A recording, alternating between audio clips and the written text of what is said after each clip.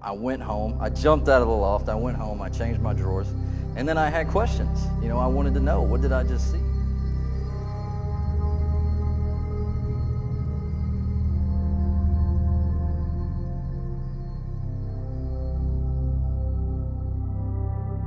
I was about 25, 26 years old, and I was up in my grandfather's old barn, and he and my uncle had been telling me stories my whole life about this guy who took his own life in the barn. And it's this really big 100-year-old creepy barn. And I was up there in the loft just looking around. It was about dusk, and I noticed something to my left, and at first I thought it was a person, and when I looked at it, it was like this big, tall black mass. It just looked like a guy that was completely black from head to toe, and then it darted to the left so fast that I knew it wasn't a person, and it wasn't like reflected on the wall like a shadow. It was like in full form, just standing there. And I went home, I jumped out of the loft, I went home, I changed my drawers, and then I had questions. I wanted to know, what did I just see? I forgot a piece of equipment and down in a room in this undisclosed church. So I went down and tried to get it.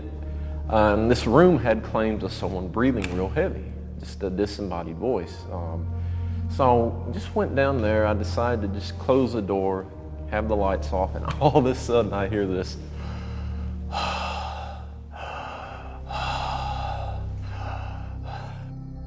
My first paranormal experience was actually working on a set of Ghost Asylum. I was brought in working production, and paranormal is something I always believed in, just never pursued it. But when you're working production on these locations, there's a lot of places you go to alone, and I know I always have that safety in numbers thing, and I didn't have it, so I was in basements and attics and everywhere by myself, and that's when I really started seeing things. I started hearing things, feeling things, and it really opened me up.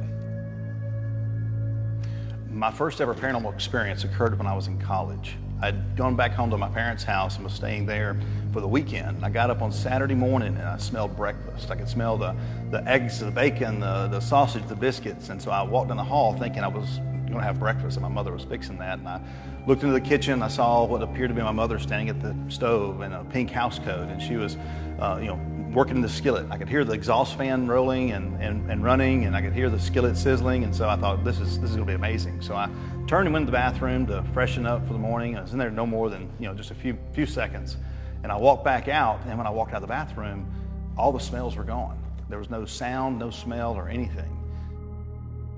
My grandmother was telling me about things that happened in her home after my granddad died.